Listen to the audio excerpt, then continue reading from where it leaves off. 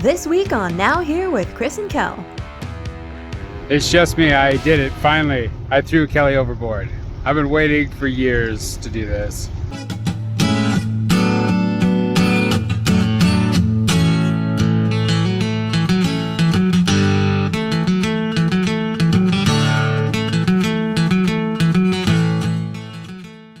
This morning we're up with the sun, letting the dolphins lead the way to our next destination, Isla Ixtapa. It was going to be a long passage for us, about 180 nautical miles, or 36 hours at our average speed. We're really trying to arrive in the light of day, because we don't know what the parking situation is once we get there. Best to avoid any rocks, reef, or other boats at anchor. If we time this right, we should arrive just before 6 p.m. It's good to have goals, right? Chris breaks in some of our new and totally worthless fishing gear by casting out our hand lines. We haven't had many bites at all this season, but he sure as hell isn't giving up hope. One thing we can count on is our water maker. We officially have it up and running, so now we can take advantage of our engine power now that we're underway to fill up our water tanks. Okay, dude, I have the water maker numbers. Nice. It costs us no extra fuel to run it while we're underway, which we are right now. And we made, in 3.5 hours, 85.6 gallons, according to our tanks. 24.46 gallons per hour, which is top notch. Very happy with that number. Cool, nice. They're unstoppable. Don't say shit like that, man. I'm gonna go back to being bored now. Okay. I continue to work remotely down below on my laptop while Chris mans the ship. And yes, he gets quite bored by himself. Settling in, this is a 2-day, 1-night passage. We should get there around tomorrow evening. It's about 9 o'clock in the morning. We left at about 6:30, so underway for about 2.5 hours. We're making water, which is sweet.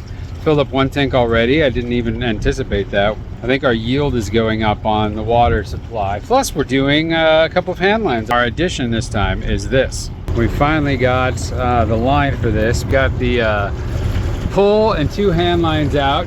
Got a squid on the pole, cedar plug, Rapala. So far all we've got is a little bonito, but we got lots of, not a bonito. Yeah, it was a bonito.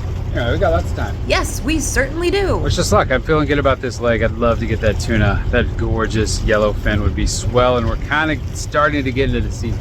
Not much wind to speak of, like none, but it should fill in this afternoon, so that'll be great. We did do a fair amount of motoring, which was kind of a blessing because we were able to also make water. But ultimately, we would like to sail more, and I'm so happy to report we were able to make that happen once the wind filled in.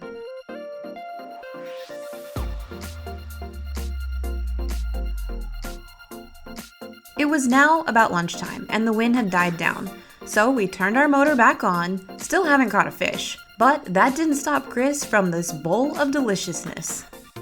How much rice would you like? That's perfect. You want all the things? Yeah, all the things. Here's the tuna we caught. Not.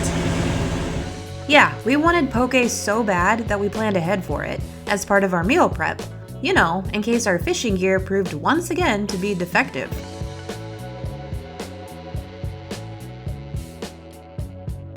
Nice. It looks awesome, dude. Not done. Wow, that's so sweet. Had a little passage poke bowl. Passage poke. I like it. Thanks, babe. You're welcome. Enjoy. We took our poke bowls out on the deck and savored every single bite with our eyes on the horizon. The sea state was calm enough that neither of us felt sick, and we weren't about to risk that feeling. After finishing our late lunch and preventing ourselves from feeding the fishes with chummed up poke fishes, the rest of the day could be described as fairly uneventful. It's just me. I did it. Finally. I threw Kelly overboard. I've been waiting for years to do this. And it just felt like the right time. I'm kind of regretting my decision, especially since I'm telling you. Just kidding.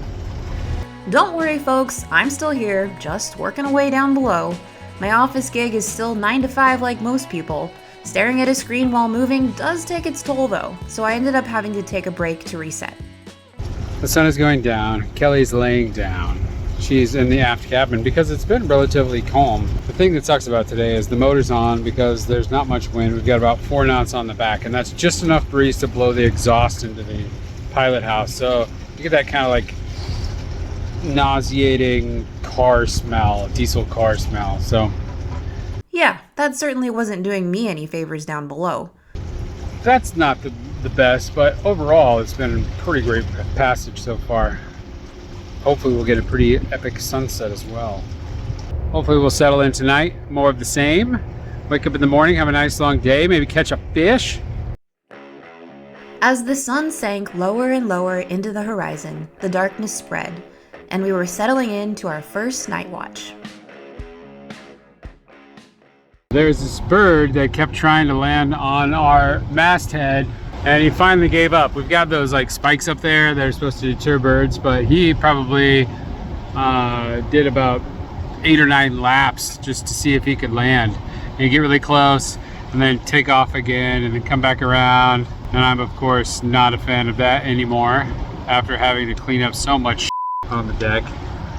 Letting birds catch rides, the way they pay, it's not acceptable currency on the Driftmeister. That's what I say. In ancient tales, birds who landed on a vessel were thought to bring good luck to sailors, and were believed to embody the souls of lost sailors. So we should probably learn to embrace these stowaways, but that was not our mindset at the time. Navigating through tonight, we'll use our standard systems, and we've also got our radar on, along with the appropriate nightlights. Fortunately, nothing exciting to report. We had a warm awakening from the glowing sun, and kept alternating our watches until a reasonable hour where we'd both be up.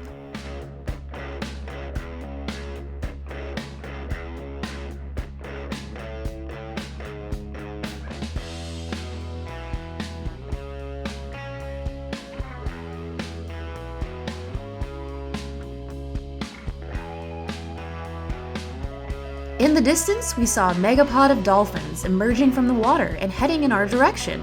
We didn't get the whole pod this time, but we had a few tag-alongs who chose to cruise right up at the front of our bow. Ah, the welcome committee.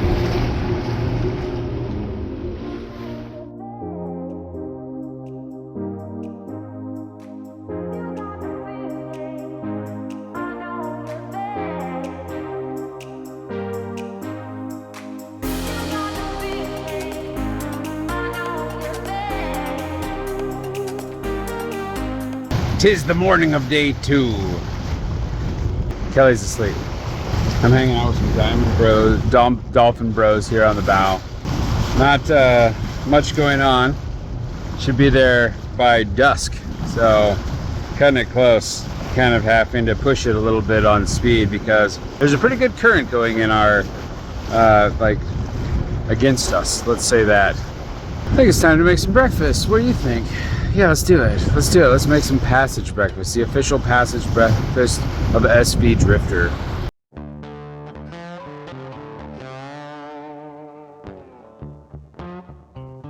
Any guesses on what Chris is about to open and cook from this can?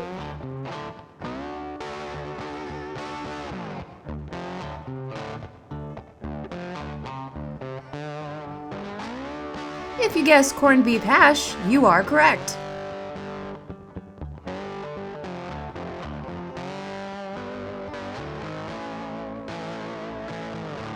There, that looks like a delicious pile of slop. Delicious.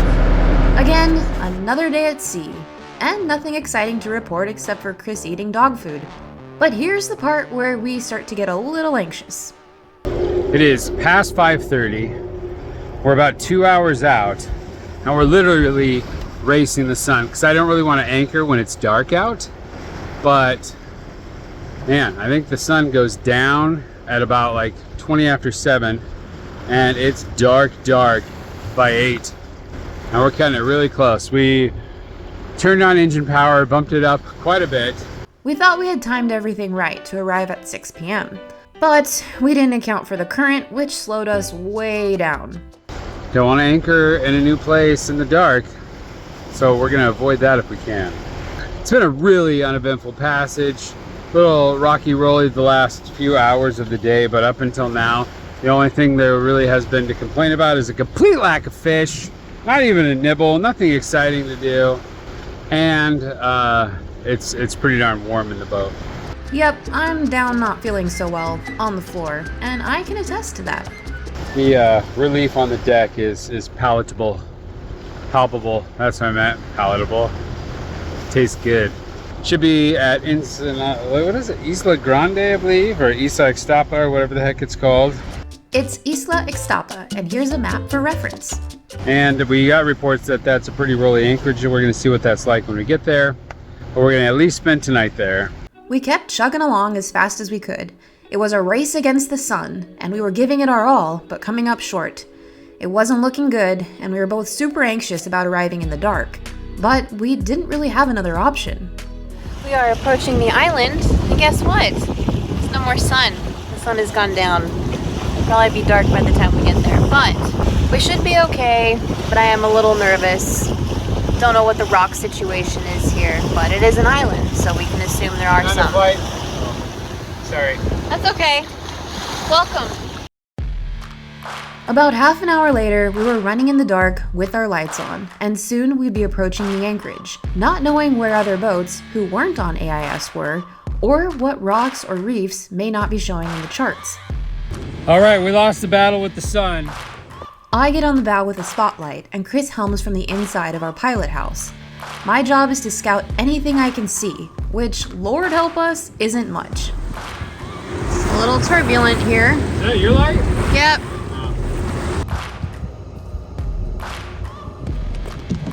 Good? Yeah, I just want you to see this boat over here. Chris pulls us into the anchorage, and I scout for a place to anchor. We both decide this is a good spot, and I give Chris my special hand gesture to drop the anchor. Because it was so dark, one other problem we had was not being able to tell how much chain we were letting out. Our chain is color marked every 10 meters to ensure we achieve proper scope. I can't see the colors at all. What color do we have? I have no idea. I can't see the colors. We kept going a little further, and I was able to see the blue, and with the amount of time the windlass had been running, we felt comfortable with the length of chain we had deployed, so we should be good. One set, we back down on our anchor and pray it holds. Success. Yes. Winner, winner. I need more of this. Damn it. Shut up, woman. We just got here. Anchor drag. Are we all set before we start cooking here? Okay, what else do we need to do? Make sure she's good. This is the part where Chris assures me we're just fine. He just set our perimeter too tight on the alarm. Now, time for dinner, and Chris is making fried chicken, now that we're not rolling around in the sea. Looking good over there. Perfect. Yeah, nice and meaty. Okay. Delicious salad, some fried chicken. It's gonna be great. A cold beer after a long passage. And tomorrow we get to find out what the hell's going on around us. So we can vaguely see penguins over there, and that's about it. Yep, it's really it. It's very dark. We just woke up. Let's go see what's outside. I haven't even got up yet. Wow. Some resorts along the beach. A little hazy, a little overcast. Ooh, that looks wicked. Good thing we didn't make our way into this area. Looks like a boat graveyard. There's that boat we saw last night. Good? Yeah, I just want you to see this boat over here. Apparently there's good snorkeling on the other side of this island. And there's a crocodile sanctuary over here. Probably should get down there and clean the boat. Oh, these crocodiles make me nervous, man. So today is Friday, and we're gearing up to explore this new place, but as Chris was deploying the dinghy for us, he noticed the fuel intake to our outboard had been compromised, and the gasket somehow got crushed. We don't have a spare, and now we're both extremely frustrated because we have no way of getting to shore. In order to source a new gasket, we would have to go to the nearest marina to safely get off the boat and into town, which we discovered is not open during the weekend anyway.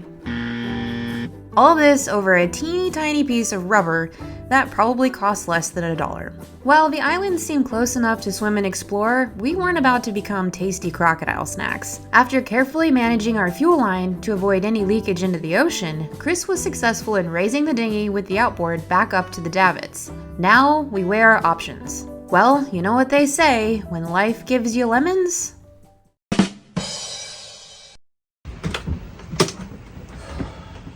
What's up? Here's the deal. What's the deal? I just looked up the only marine store I can find in Zihuatanejo. And it closes at 2 today and doesn't open again until Monday. The time is now 1:52 p.m. on Friday. Fart. Yes, fart. Marinas are awesome. They just cost money. I'll email over there and see if they have room for us and get a slip assignment, and then we'll head into the marina this afternoon. Okay. Our other option, besides going to the marina right away, since it's not, that place isn't even open until Monday, is just to stay on the boat until Monday. Would you rather be able to get off the boat and go into the marina, or sit on the boat for 2 days? I would rather be able to get off the boat because this is my weekend. Yeah, it's not like it's like a Monday. Yeah, if it was a Monday and I was working, I'd totally stay. But this is like exploration day and it's already like 2. So It's almost 2. Yeah. Okay, that's the plan. Hopefully we'll only be there a couple days. okay. Status update. Here's where we are the following day. We're still here. We still don't have a working outboard. And the marina doesn't open until Monday because apparently there's a big swell coming in right now. And so they won't be opening the channel in until Monday.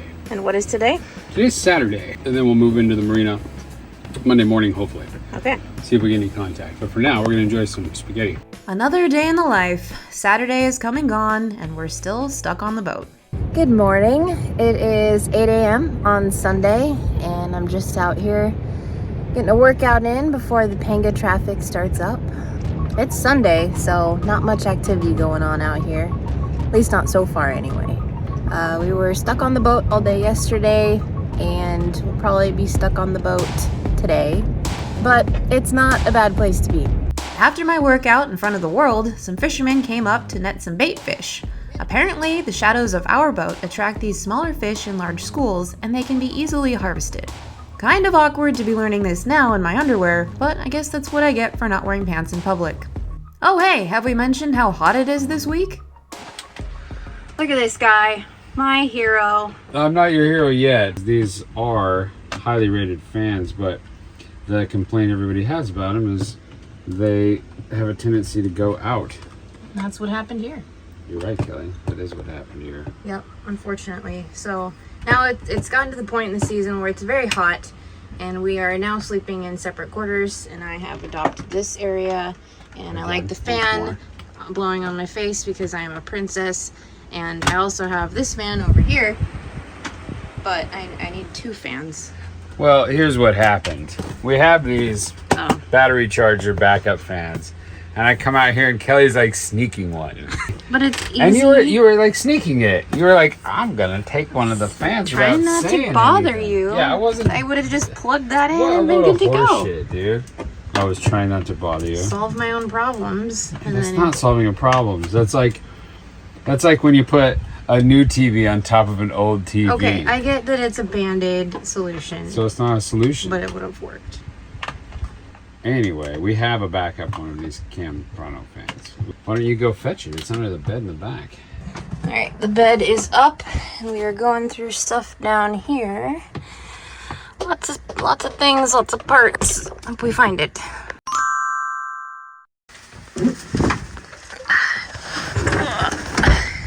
There we go. Bed back in place.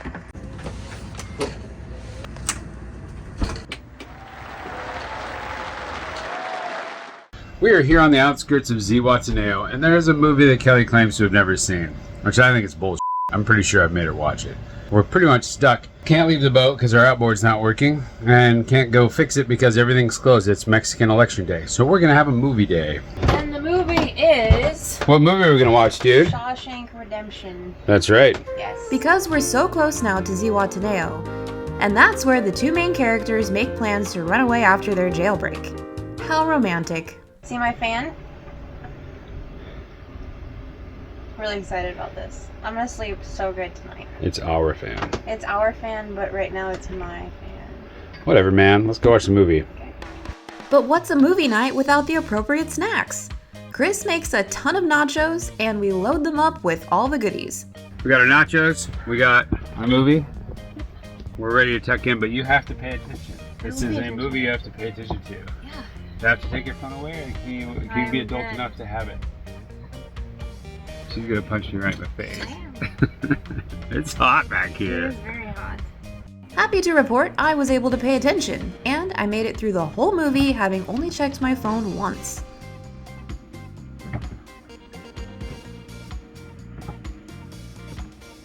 Well, that's it for this week. Tune in next week to see if we can escape our version of prison and make our way to Zihuatanejo. If you like what you see and you want to keep following along, become a subscriber. Just click that button below. And keep watching for this week's blooper reel, sponsored by our patrons. Oh well, consequences aren't real. I'll let you know, because apparently you can't capture it on camera. So we can assume there are some. Flight. Oh, sorry. That's okay. Welcome.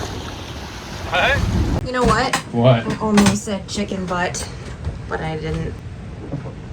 You always have something to say. Well, you know. Look how my hair flows on the pillow. Isn't that adorable?